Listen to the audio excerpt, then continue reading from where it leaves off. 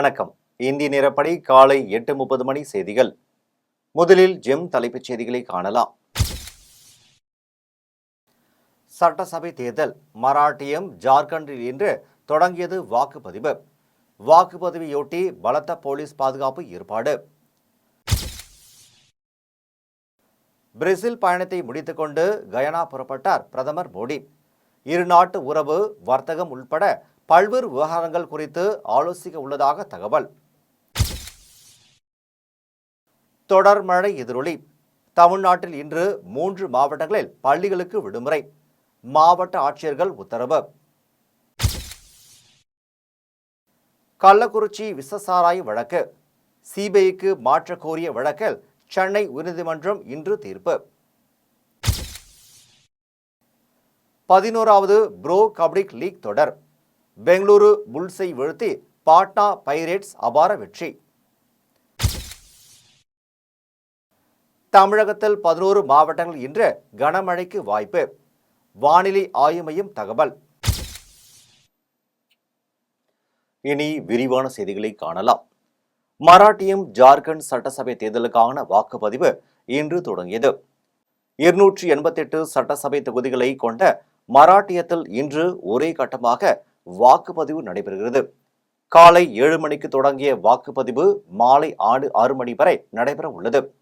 இதில் 9,70,25,119 வாக்காளர்கள் ஓட்டு போட தகுதியானவர்கள். மேலும் வாக்காளர்களின் வசதிக்காக 1,186 வாக்குச்சாவடிகள் அமைக்கப்பட்டுள்ளன. 1,64,996 மின்னணு வாக்குப்பதிவு இயந்திரங்கள் பயன்படுத்தப்படுகின்றன.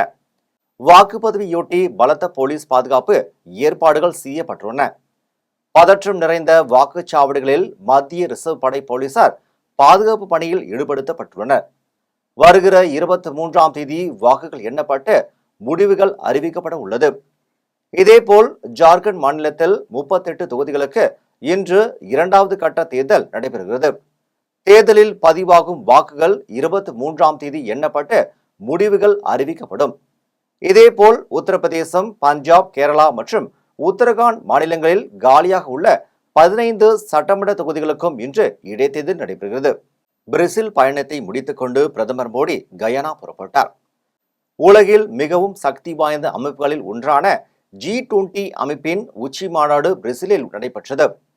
இந்த மாநாட்டில் இந்தியா, அமெரிக்கா, ஜெர்மனி, பிரான்ஸ், சீனா, பிரேசில் உள்பட பல்வேறு நாடுகளைச் சேர்ந்த தலைவர்கள் பங்கேற்றனர்.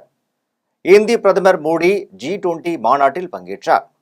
முன்னதாக நைஜீரியா சென்றிருந்த பிரதமர் மோடி அந்நாட்டு அதிபரை சந்தித்தார். பின்னர் நைஜீரியா பயணத்தை முடித்துக்கொண்டு பிரேசில் சென்ற அவர் G20 மாநாட்டில் பங்கேற்றார். இந்நிலையில் பிரேசில் பயணத்தை நிறைவு செய்த பிரதமர் மோடி கயானா புறப்பட்டு சென்றார். கயானா செல்லும் பிரதமர் மோடி அந்நாட்டு அதிபர் முகமது இர்பான் அலியை சந்திக்கிறார். இந்த சந்திப்பின் போது இருநாட்டு உறவுகள் மற்றும் வர்த்தகம் உள்ளிட்ட பல்வேறு விவகாரங்கள் இருநாட்டு தலைவர்களும் ஆலோசிக்க உள்ளனர். தொடர் மழை காரணமாக தமிழ்நாட்டில் இன்று 3 மாவட்டங்களில் பள்ளிகளுக்கு விடுமுறை அளிக்கப்பட்டுள்ளது. தமிழகத்தில் வடகிழக்கு பருவமழை தீவிரமடைந்து வருகிறது. அதன்படி நெல்லை, தூத்துக்குடி, கன்னியாகுமரி உள்ளிட்ட பல்வேறு மாவட்டங்களில் கடந்த சில நாட்களாக மிதமான மழை முதல் கனமழை பெய்து வருகிறது. இந்த நிலையில் தொடர் மழை காரணமாக நெல்லை, தூத்துக்குடி, தென்காசி ஆகிய 3 மாவட்டங்களில் உள்ள பள்ளிகளுக்கு மற்றும் இன்று விடுமுறை அளித்து மாவட்ட ஆட்சியர்கள் உத்தரவிட்டனர். ப்ரோ கபடி லீக் தொடரில் பெங்களூரு வீழ்த்தி பாட்னா பைரேட்ஸ் அபார வெற்றி பெற்றுள்ளது. 11வது ப்ரோ கபடி லீக் தொடர் கடந்த அக்டோபர் 18ஆம் தேதி ஐதராபாத்தில் தொடங்கியது. இந்த தொடரின் முதற்கட்ட லீக் ஆட்டங்கள் ஐதராபாத்தில் நடந்து முடிந்தன. இதனையடுத்து தொடரின் 2வது கட்ட லீக் ஆட்டங்கள் நொய்டாவில் நடைபெற்று வருகின்றன. இந்நிலையில் இந்த தொடரில் நேற்று நடைபெற்ற 2வது ஆட்டத்தில் பெங்களூரு புல்ஸ், பாட்னா பைரேட்ஸ் அணிகள் மோதின. இந்த ஆட்டத்தில் 54க்கு 31 என்ற புள்ளி கணக்கில் பெங்களூரு புல்ஸை வீழ்த்தி பாட்னா பைரேட்ஸ் அபார வெற்றி பெற்றது. சென்னை நந்தம்பாக்கத்தில் உள்ள வர்த்தக மையத்தில் அடுத்த ஆண்டு ஜனவரி 16ஆம் தேதி தொடங்கி 18ஆம் தேதி வரை 3 நாட்கள் சென்னை பன்னாட்டு புத்தக திருவிழா நடைபெறுகிறது என்று கோட்டூர்புரத்தில் நடைபெற்ற விழாவில் பள்ளி கல்வித்துறை அமைச்சர் அன்பில் மகேஷ் பொய்யாமொழி அறிவித்துள்ளார். சென்னை கோட்டூர்புரத்தில் உள்ள அண்ணா நூற்றாண்டு நூலகத்தில் பள்ளி கல்வித்துறையின் பொது நூலக இயக்ககம் சார்பில் அரசு விழா நடைபெற்றது. விழாவில் பள்ளி கல்வித்துறை அமைச்சர் அன்பில் மகேஷ் பொய்யாமொழி கலந்து கொண்டு நூலகர்களுக்கு டாக்டர் SR அரங்கநாதன் விருதையும், சிறந்த நூலகங்கள் மற்றும் வாசகர் வட்டங்களுக்கு கேடையும் வழங்கி உரையாற்றினார். விழாவில் தமிழ்நாடு பாடநூல் மற்றும் கல்வியியல் பணிகள் கழக தலைவர் திண்டுக்கல் லியோனி, சென்னை மாநகர நூலக ஆணையக்குழு தலைவர் மனுஷபுத்திரன் மற்றும் சென்னை நூலக ஆணைய குழு தலைவர் கோபண்ணா, பள்ளி கல்வித்துறை அரசு செயலாளர் மதுமதி, பொது நூலக இயக்குனர் சங்கர் உள்ளிட்ட பலரும் கலந்து கொண்டனர். பன்னாட்டு புத்தக திருவிழா 2025ஆம் ஆண்டு ஜனவரி 16ஆம் தேதி முதல் 18ஆம் தேதி வரை சென்னை நந்தம்பாக்கம் வர்த்தக மையத்தில் நடைபெற உள்ளது என்று அறிவிக்கப்பட்டது. அதனைத் தொடர்ந்து பன்னாட்டு புத்தக திருவிழா 2025 பற்றி காணொலி காட்சி வெளியிடப்பட்டது. விழாவில் அமைச்சர் அன்பில் மகேஷ் பொய்யாமொழி பேசினார். அப்போது இந்தியாவில் எந்த ஒரு மாநிலமும் இது போன்ற பன்னாட்டு புத்தக திருவிழாவை நடத்தி காட்டியது கிடையாது என்றும், நம்முடைய முதலமைச்சர் MK ஸ்டாலின் ஆட்சி காலத்தில் நடைபெற்று வருகிறது என்றார். இவரை தொடர்ந்து திண்டுக்கல் லியோனி பேசினார். அப்போது கொரோனா காலத்தில் கல்வி நிலையங்கள் முடங்கியது போது இல்லம் தேடி கல்வி திட்டத்தை உலகத்திலேயே செயல்படுத்திய நாடு தமிழ்நாடுதான் என்றும், அதை செயல்படுத்திய தளபதி நம்முடைய அமைச்சர் அன்பில் மகேஷ் பொய்யாமொழி என்று தெரிவித்தார். ராமநாதபுரத்தில் 71வது அனைத்து இந்திய கூட்டுறவு வார விழா நிகழ்ச்சியில் பால்வளத்துறை மற்றும் கதர் வாரியத்துறை அமைச்சர் கலந்து கொண்டார். ராமநாதபுரத்தில் நடந்த 71வது அனைத்து இந்திய கூட்டுறவு வார விழாவில் 1137 பயனாளிகளுக்கு ரூபாய் 10.20 கோடி மதிப்பீட்டில் அரசின் நலத்திட்ட உதவிகளை பால்வளத்துறை மற்றும் கதர் வாரியத்துறை அமைச்சர் ராஜகண்ணப்பன் வழங்கினார். இதனைத் தொடர்ந்து அவர் பேசும்போது, பொதுமக்களுக்கும் விவசாயிகளுக்கும் சிறந்து வழங்கக்கூடியதாக கூட்டுறவு சங்கங்கள் செயல்பட்டு வருவதாக கூறினார். மேலும் விவசாயிகளுக்கும் மகளிர்களுக்கும் சுழல் நிதி வழங்கப்படுகிறது என்றும், விவசாயிகளுக்கு தேவையான கறவை மாடுகள், உழவு தொழிலுக்கு தேவையான டிராக்டர்கள் போன்ற பொருட்களை இந்த கூட்டுறவு சங்கங்கள் மூலம் வழங்கப்படுகிறது என்று கூறினார். இந்த விழாவில் ராமநாதபுரம் மாவட்ட ஆட்சியர் சிம்ரன் ஜித் சிங் காலோன் மற்றும் ராமநாதபுரம் சட்டமன்ற உறுப்பினர் காதர் பாக்ஷா, முத்துராமலிங்கம், பரமக்குடி சட்டமன்ற உறுப்பினர் முருகேசன் உள்ளிட்ட பலரும் கலந்து கொண்டனர். பெரம்பூரில் இந்திரா காந்தியின் திருவுருவ படத்திற்கு காங்கிரஸ் கட்சியின் சார்பில் மலர் தூவி மரியாதை செலுத்தப்பட்டது. பெரம்பூரில் அன்னை இந்திரா காந்தி 107வது பிறந்த நாளை ஒட்டி காங்கிரஸ் கமிட்டி வட சென்னை மேற்கு மாவட்டம் சார்பில் நிகழ்ச்சி நடைபெற்றது. சென்னை ராகவன் திரு, மாதவர் மூவர் திரு உருவ சிலைகள் அருகில் வட சென்னை மேற்கு மாவட்ட காங்கிரஸ் கமிட்டி தலைவர் டில்லி பாபு தலைமையில் இந்திரா காந்தி திரு உருவ படத்திற்கு மலர் மாலை அணிவித்து மலர் தூவி மரியாதை செலுத்தப்பட்டது. இதனைத் தொடர்ந்து விழாவில் கலந்து கொண்ட மற்றும் பொதுமக்கள் அனைவருக்கும் இனிப்பு மற்றும் காலை உணவுகள் என ஏழை எளியோர்களுக்கு அன்னதானம் வழங்கப்பட்டது. நிகழ்ச்சியில் சர்க்கிள் தலைவர்கள் ஆனந்தராம், முரளி, சுந்தர், ஜானகிராமன், நகர், பஞ்சுபாய் மற்றும் நிர்வாகிகள், தேசிய செயல் வீரர்கள் எனும் அனைவரும் கலந்து கொண்டனர். தென்காசியில் இந்திரா காந்தியின் திருவுருவ படத்திற்கு மாலை அணிவித்து மரியாதை செலுத்தப்பட்டது. தென்காசி மாவட்ட காங்கிரஸ் கட்சி மற்றும் மகிழா காங்கிரஸ் கட்சியினர் இணைந்து அன்னை இந்திரா காந்தியின் 107வது பிறந்த நாளை கொண்டாடினர். இதற்காக காசி விஸ்வநாதர் சுவாமி திருக்கோவில் ரத வீதியில் அமைந்துள்ள மகாத்மா காந்தியின் திருவுருவ சிலை முன்பாக இந்திரா காந்தியின் திருவுருவ படம் வைக்கப்பட்டது. தென்காசி மாவட்ட தலைவரும் சட்டமன்ற உறுப்பினருமான பழனி நாடார் தலைமையில் இந்திரா காந்தியின் திருவுருவ படத்திற்கு மாலை அணிவித்து மரியாதை செலுத்தப்பட்டது. இதனைத் தொடர்ந்து பழனி நாடார் சட்டமன்ற உறுப்பினர் தலைமையில் நிர்வாகிகள் அனைவரும் உறுதிமொழி எடுத்துக் கொண்டனர். இந்த நிகழ்ச்சியில் நகர தலைவர் மாடசாமி ஜோதிடர், பொருளாளர் ஈஸ்வரன் மற்றும் மகிழா காங்கிரஸ் மாவட்ட தலைவி பூமாதேவி உள்ளிட்ட நிர்வாகிகள் பலரும் கலந்து கொண்டனர். சென்னை 185வது வார்டில் அமையவுள்ள மழைநீர் செல்லும் வாய்க்கால் பணியினை ஆய்வு மேற்கொண்ட சட்டமன்ற உறுப்பினர் பொதுமக்களின் குறைகளை கேட்டறிந்து நடவடிக்கை எடுக்க அதிகாரிகளுக்கு உத்தரவிட்டார். சென்னை பெருநகர 185வது வார்டில் அமைய உள்ள மழைநீர் செல்லும் வாய்க்கால் பணியினை சோழிங்கநல்லூர் சட்டமன்ற உறுப்பினர் அரவிந்த் ரமேஷ் ஆய்வு மேற்கொண்டார். ஆய்வின் போது அதிகாரிகள் நீர்வழி பாதைக்கான வரைவு படத்தை கொண்டு சட்டமன்ற உறுப்பினருக்கு விளக்கினர். அப்போது வரைவு படத்தில் உள்ள குறைகளை சுட்டிக்காட்டி அதிகாரிகளை கண்டித்தார். இதனையடுத்து சந்தித்து பகுதியில் கழிவுநீர் மற்றும் மழைநீரால் ஏற்படும் குறைகளை பொதுமக்களிடம் கேட்டு அறிந்து கொண்ட சில குறைகளை குறித்து நடவடிக்கை எடுக்க அதிகாரிகளுக்கு கேட்டுக்கொண்டார். ஆய்வின் போது 185வது வார்டு மாமன்ற உறுப்பினர் ஷர்மிளா தேவி, 186வது வார்டு மாமன்ற உறுப்பினர் மணிகண்டன் உள்ளிட்டோர் உடனிருந்தனர். திருவண்ணாமலையில் நில தகராறில் ஒருவர் உயிரிழந்த சம்பவம் அப்பகுதியில் சோகத்தை ஏற்படுத்தியுள்ளது. திருவண்ணாமலை மாவட்டம் கீழ்பெண்ணாத்தூர் அடுத்த கழிக்குளம் கிராமத்தை சேர்ந்தவர் விவசாயி வேலு.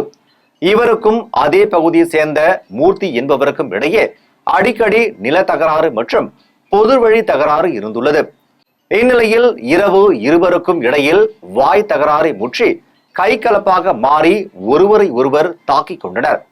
அப்போது மூர்த்தி மற்றும் அவரின் உறவினர் மணிகண்டன் ஆகியோர் அருகில் இருந்த கட்டையால் வேலுவை தாக்கியதாக கூறப்படுகிறது. இதனைத் தொடர்ந்து மயக்கமடைந்த அவரை மீட்ட அவரின் குடும்பத்தினர் அரசு மருத்துவமனையில் அனுமதித்து சிகிச்சை பெற்று வந்த நிலையில் சிகிச்சை பலனின்றி உயிரிழந்தார். இது குறித்து கீழ்பெண்ணாத்தூர் போலீசார் மூர்த்தி மற்றும் மணிகண்டன் இருவரை கைது செய்து விசாரணை மேற்கொண்டு வருகின்றனர்.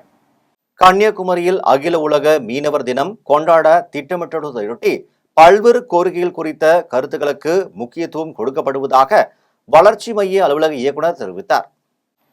கன்னியாகுமரி மாவட்டம் அகில உலக மீனவர் தினம் வரும் 21ஆம் தேதி மாவட்ட கடலோர அமைதி மற்றும் வளர்ச்சி அமைப்பு சார்பில் நாகர்கோவில் நாகராஜா திடலில் கொண்டாட திட்டமிட்டு உள்ளனர். இது குறித்து கடலோர அமைதி மற்றும் வளர்ச்சி மைய அலுவலகத்தில் இயக்குனர் பங்கு தந்தை டன்சன் செய்தியாளர்களை சந்தித்தார். அப்போது பேசியவர் இந்தியா முழுவதும் கடலையும் குமரி மாவட்டத்தில் மீன்பிடி துறைமுகங்களை விரிவாக்கம் செய்ய வேண்டும் என்றும் ஆங்காங்கே சிறு சிறு துறைமுகங்கள் அமைக்க வேண்டும், முன்னாள் அமைச்சர் லூர்து அம்மாள் சைமன் அவர்களுக்கு மணிமண்டபம் கட்டித்தர வேண்டும் உள்ளிட்ட பல்வேறு கோரிக்கைகள் மத்திய மாநில அரசுகளுக்கு முன்வைக்கப்பட்டது. இந்நிலையில் வரும் 21ஆம் தேதி நடைபெறவுள்ள மீனவ தின விழாவிலும் இது குறித்தான கருத்துக்களுக்கு முக்கியத்துவம் கொடுக்கப்படும் என்றும் தெரிவித்தார். இதில் தெற்காசிய மீனவ கூட்டமைப்பு பொதுச் செயலாளர் அருட்பணியாளர் சர்ஜில் மற்றும் மீனவ சங்க பிரதிநிதிகள் ஏராளமானோர் கலந்து கொண்டனர். மீனவர்களை பழங்குடியினர் பட்டியலில் சேர்த்தல் என்ற கோரிக்கையை முன்வைக்கின்றோம். அதை போன்று மக்களை பாதிக்கக்கூடிய திட்டங்கள் அனைத்தும் கைவிடப்பட வேண்டும் என்பதை வலியுறுத்துகிறோம். அனைத்து கிராமங்களையும் தனித்தனி ஊராட்சிகளாக உருவாக்கப்பட வேண்டும் என்பதை வலியுறுத்துகிறோம். மீனவர்களுக்கு என்று தனி தொகுதி என்பது வழங்கப்பட வேண்டும் என்பதை வலியுறுத்துகின்றோம். போன்ற கோரிக்கைகளை வலியுறுத்துவதோடு மட்டுமல்லாமல் மக்கள் அனைவருடைய சக்திகளாக ஒருங்கிணைந்த ஒரு மாற்றத்தை கொண்டு வரக்கூடிய முயற்சிகளாக மேற்கொள்ளும்.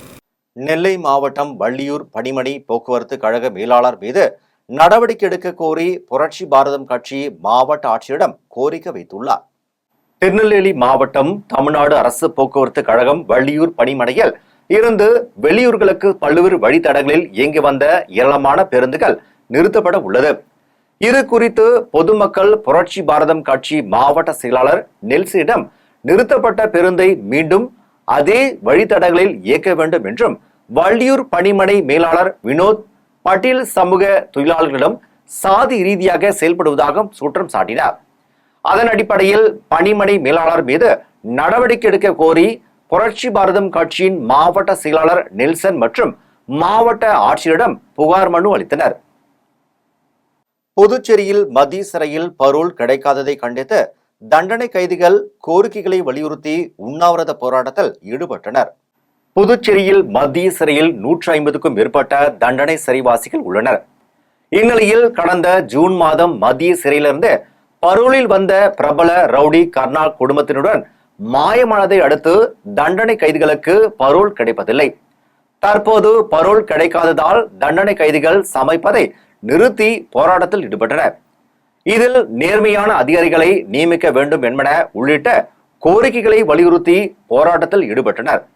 இந்நிலையில் சிறைத்துறையினர் விசாரணை கைதிகள் மூலம் சமையல் பணிகளை செய்தனர். இந்நிலையில் தண்டனை சிறைவாசிகள் போராட்டத்தின் ஒரு பகுதியாக உண்ணாவிரதத்தில் ஈடுபட்டனர். புதுச்சேரியில் பழங்குடியினர் குடியிருப்புகளை அதிகாரிகள் குழு ஆய்வு மேற்கொண்டு அவர்களின் குறைகளை கேட்டறிந்து குடிநீர் வசதி உள்ளிட்டவை ஏற்படுத்தி தர வேண்டுமென அதிகாரிகளுக்கு உத்தரவிடப்பட்டது. புதுச்சேரி யூனியன் பிரதேசத்தில் இருளர், காட்டு நாயக்கன் மற்றும் மலைக்குறவன் உள்ளிட்ட சுமார் 4000க்கும் மேற்பட்ட பழங்குடியின மக்கள் வசித்து வருகின்றனர். இந்நிலையில் காலாப்பட்டு சுனாமி குடியிருப்பு அருகே உள்ள பழங்குடியினர் குடியிருப்பு மற்றும் சஞ்சீவி நகர் பகுதியில் ஆதி திராவிடர் நலத்துறை செயலாளர் டாக்டர் முத்தம்மா, மாவட்ட ஆட்சியர் குலோத்தங்கன் மற்றும் ஆதி திராவிடர் நலத்துறை இயக்குனர் இளங்கோவன் தலைமையில் அதிகாரிகள் குழு ஆய்வு மேற்கொண்டனர். அப்போது மக்களின் குறைகளை கேட்டறிந்த துறை செயலாளர் முத்தம்மா உடனடியாக குடியிருப்பு, மின் வசதி மற்றும் குடிநீர் வசதி ஏற்படுத்தி தர வேண்டும் என அதிகாரிகளுக்கு உத்தரவிட்டார். ஆய்வின் போது வருவாய்த்துறை அதிகாரிகள், ஆதி திராவிடர் நலத்துறை அதிகாரிகள் மற்றும் புதுச்சேரி பழங்குடியினர் கூட்டமைப்பு தலைவர் ராஜ்குமார் மற்றும் பலரும் உடனிருந்தனர். கடலூரில் பெண்ணாடம் லைன் சங்கம் சார்பில் பத்திரிகையாளர்களுக்கு மழைக்கால உடை வழங்கப்பட்டது. கடலூர் மாவட்டம் பெண்ணாடத்தில் அமைந்துள்ள மெய்கண்டார் ஆலயத்தில் பெண்ணாடம் லைன் சங்கம் சார்பில் தேசிய பத்திரிகை தினத்தையொட்டி பத்திரிகை மற்றும் ஊடகவியலாளர்களின் பணியை பாராட்டி லைன் சங்க தலைவர் சக்திவேல் தலைமையில் மழைக்கால உடை வழங்கப்பட்டது. சங்கத்தின் சாசன தலைவர் ஞான பிரகாசம், முன்னாள் கூட்டு மாவட்ட தலைவர் ரத்ன சபாபதி, உலக திருக்குறள் கூட்டமைப்பு தலைவர் லயன் ஞானமூர்த்தி மற்றும் சாசன உறுப்பினர் ஞான சம்பந்தம் ஆகியோர் வாழ்த்துரை வழங்கினர். மேலும் சங்க பொருளாளர் பாண்டியன், செயலாளர் சபரீஷ் மற்றும் மாவட்ட தலைவர்கள், உறுப்பினர்கள், இயக்குநர்கள் மற்றும் நிர்வாகிகள் பலரும் கலந்து கொண்டு பத்திரிகையாளர்களுக்கு வாழ்த்துக்களை தெரிவித்து நினைவு பரிசு வழங்கினர். கடலூரில் அரசு ஆரம்ப சுகாதார நிலையத்தில் போதிய மருத்துவர்கள் இல்லாததால் போதிய மருத்துவர்கள் பணியில் நியமிக்க கோரி பொதுமக்கள் கோரிக்கை வைத்தனர். கடலூர் மாவட்டம் வேப்பூர் அருகே மங்களூரில் மேம்படுத்தப்பட்ட அரசு ஆரம்ப சுகாதார நிலையம் செயல்பட்டு வருகிறது. இதில் சுற்று வட்டாரத்தில் உள்ள 20க்கும் மேற்பட்ட கிராமங்களை சேர்ந்த மக்கள் ஏராளமானோர் தினந்தோறும் சிகிச்சைக்காக வந்து செல்கின்றனர். இந்நிலையில் சுகாதார நிலையத்தில் போதிய அளவு மருத்துவர் இல்லாமல் ஒரு மருத்துவர் மட்டுமே பணியில் இருப்பதால் சிகிச்சைக்கு வருபவர்கள் நீண்ட நேரம் காத்திருந்து சிகிச்சை பெற முடியாத அவலநிலை உள்ளது. மேலும் இங்கு பணியில் உள்ள செவிலியர்களில் சிலர் சிகிச்சைக்கு வருபவர்களிடம் கடுமையாக நடந்து கொள்வதாக குற்றம் சாட்டுகின்றனர். இந்நிலையில் அரசு மருத்துவமனையில் போதிய மருத்துவர்களை நியமிக்க வேண்டுமென அப்பகுதி மக்கள் கோரிக்கை விடுத்தனர். சோழவரம் அருகே சென்னை கொல்கத்தா தேசிய நெடுஞ்சாலையில் அரசு நிலத்தில் கட்டப்பட்ட கோயில் முகப்பு மண்டபத்தை நெடுஞ்சாலை துறையினர் அகற்றி வருகின்றனர். திருவள்ளூர் மாவட்டம் சோழவரம் அடுத்த அழிஞ்சிவாக்கம் கிராமத்தில் சென்னை கொல்கத்தா தேசிய நெடுஞ்சாலையில் சர்வீஸ் சாலை அமைப்பதற்காக சிலம்பத்தாமன் ஆலயத்தில் முகப்பு மண்டபத்தை இடிப்பதற்காக தேசிய நெடுஞ்சாலை ஆணையம் திட்டமிட்டது. இந்த நிலையில் பல ஆண்டுகளாக கோவில் முகப்பு மண்டபத்தை இடிக்க பொதுமக்களிடம் பேச்சுவார்த்தைகள் நடைபெற்று வந்த நிலையில் தற்போது பலத்த போலீஸ் பாதுகாப்புடன் கோவில் மண்டபத்தை இடிப்பதற்கான பணிகள் தொடங்கப்பட்டுள்ளது. நெடுஞ்சாலைத்துறை மாவட்ட வருவாய் அலுவலர் ஆனந்தகுமார், தேசிய நெடுஞ்சாலைத்துறை திட்ட இயக்குனர் ஜனகுமரன் தலைமையில் நெடுஞ்சாலைத்துறையினர் பணிகளை மேற்கொண்டு வருகிறார்கள்.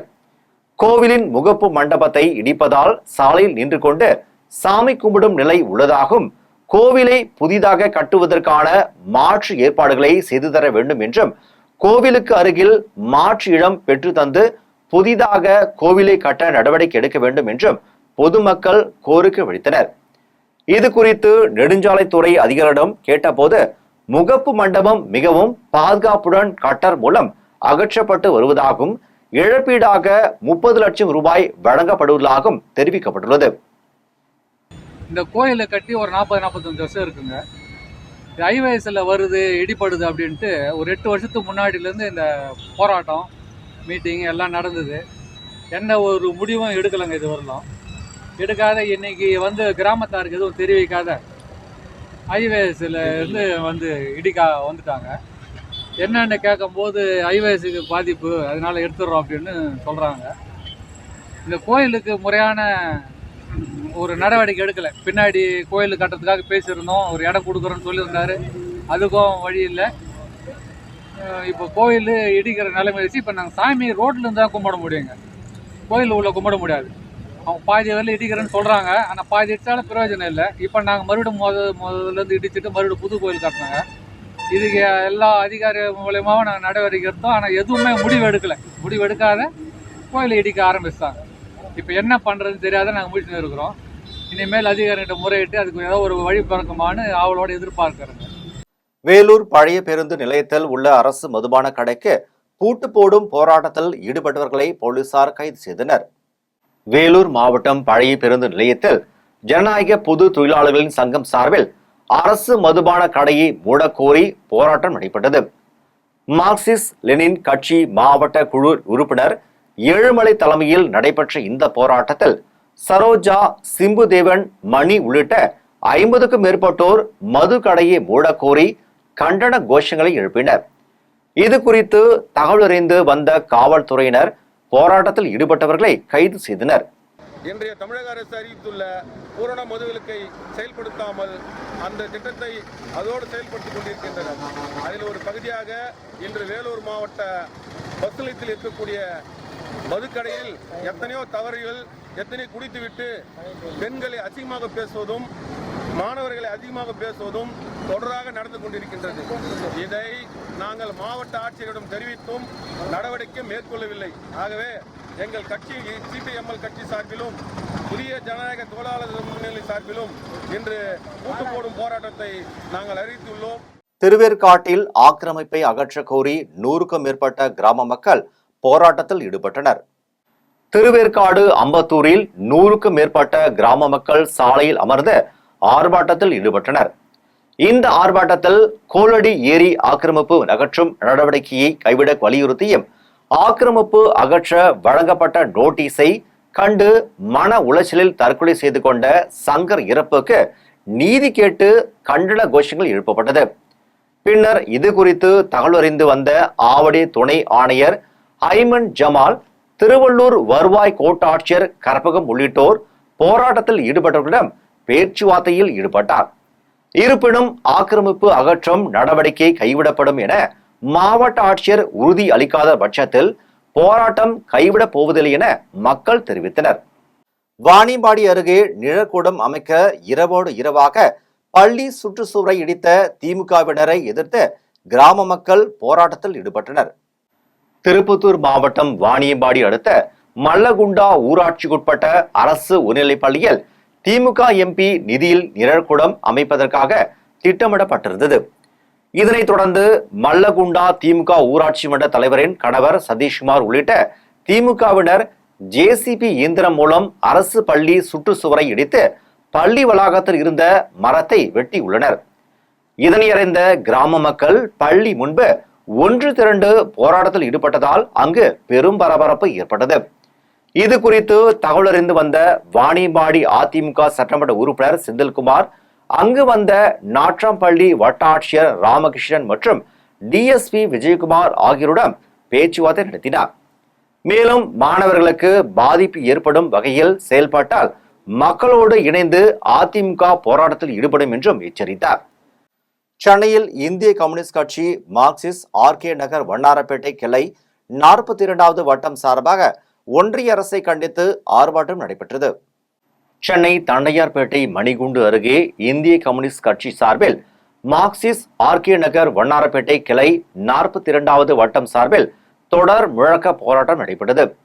மாவட்ட செயற்குழு உறுப்பினர் லோகநாதன் தலைமையில் நடைபெற்ற இந்த போராட்டத்தில் மத்திய அரசை கண்டித்து அரிசி, பருப்பு, சமையல் எண்ணெய் உள்ளிட்ட அத்தியாவசிய பொருட்களின் விலையை குறைக்க கோரியும் பெட்ரோல், டீசல் விலையை குறைக்க நடவடிக்கை எடுக்க கோரியும் கண்டன கோஷங்களை எழுப்பினர். இதில் அரசியல் தலைமை குழு உறுப்பினர் ராமகிருஷ்ணன் உட்பட கம்யூனிஸ்ட் கட்சியினர் பலரும் கலந்து கொண்டு மத்திய அரசுக்கு எதிராக கண்டன கோஷங்களை எழுப்பினர். விழுப்புரம் அடுத்த அரியலூர் திருக்கை கிராமத்தின் வருவாய் எல்லையை பிரிப்பதற்கு எதிர்ப்பு தெரிவித்து விழுப்புரம் மாவட்ட பெருந்திட்ட வளாகத்தை முற்றுகையிட்டு கிராம மக்கள் தரையில் அமர்ந்து தர்ணா போராட்டத்தில் ஈடுபட்டனர். விழுப்புரம் அடுத்த அரியலூர் திருக்கை ஊராட்சியிலிருந்து டட் நகரை தனி ஊராட்சியாக கடந்த 25 வருடங்களுக்கு முன்பு வருவாய்த்துறையினர் பிரித்தனர். ஊராட்சி பிரிக்கப்பட்டாலும் ஊராட்சியின் வருவாய் எல்லை பகுதிகள் பிரிக்கப்படாமல் இருந்து வருவதால் மாவட்ட வருவாய்த்துறை சார்பில் இரு ஊராட்சிகளின் எல்லை பகுதிகளை பிரிக்கும் பணியில் வருவாய்த்துறை அதிகாரிகள் ஈடுபட்டனர்.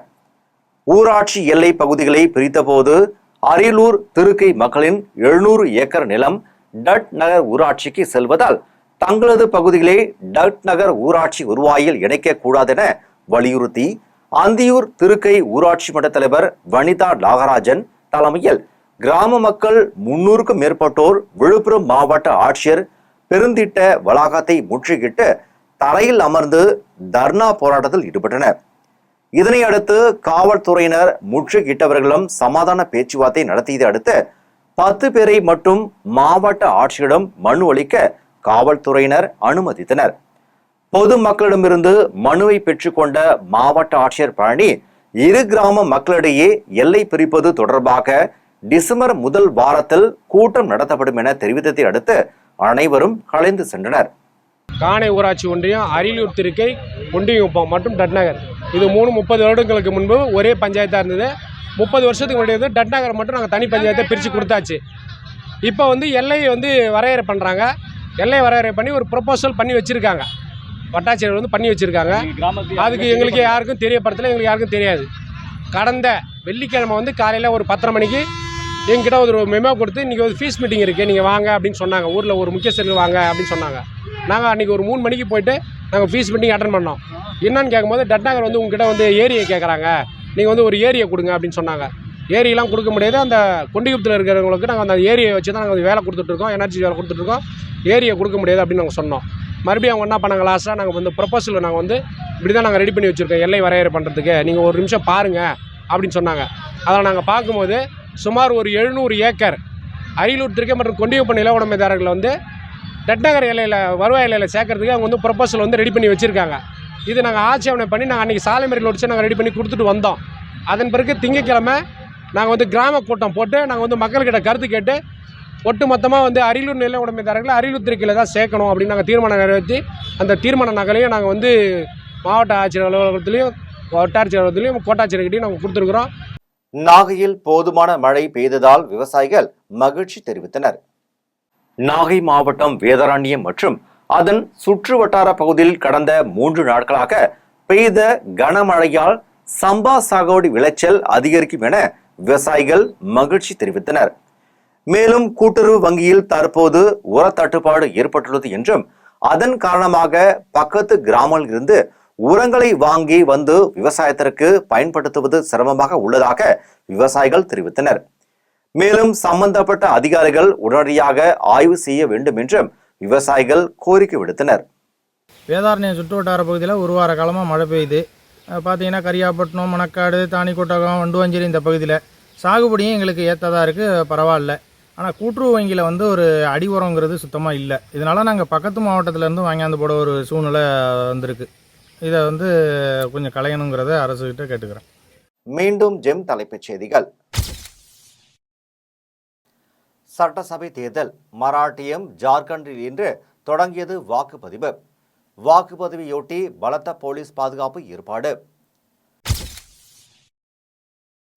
பிரேசில் பயணத்தை முடித்துக்கொண்டு கயானா புறப்பட்டார் பிரதமர் மோடி. இரு நாட்டு உறவு, வர்த்தகம் உள்பட பல்வேறு விவகாரங்கள் குறித்து ஆலோசிக்க உள்ளதாக தகவல். தொடர் மழை எதிரொலி. தமிழ்நாட்டில் இன்று 3 மாவட்டங்களில் பள்ளிகளுக்கு விடுமுறை. மாவட்ட ஆட்சியர்கள் உத்தரவு. கள்ளக்குறிச்சி விஷசாராய வழக்கு சிபிஐக்கு மாற்ற கோரிய வழக்கில் சென்னை உயர்நீதிமன்றம் இன்று தீர்ப்பு. 11வது ப்ரோ கபடி லீக் தொடர். பெங்களூரு புல்ஸை வீழ்த்தி பாட்னா பைரேட்ஸ் அபார வெற்றி.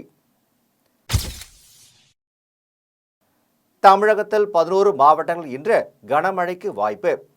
வானிலை ஆய்வு மையம் தகவல். இத்துடன் ஜெம் செய்திகள் நிறைவடைகின்றன. மீண்டும் ஜெம் செய்திகள் மதியம் 1:30 மணிக்கு. உடனுக்குடன் செய்திகளை காண GemLive.tv என்ற இணையதளத்தில் இணைந்திருங்கள். நன்றி, வணக்கம்.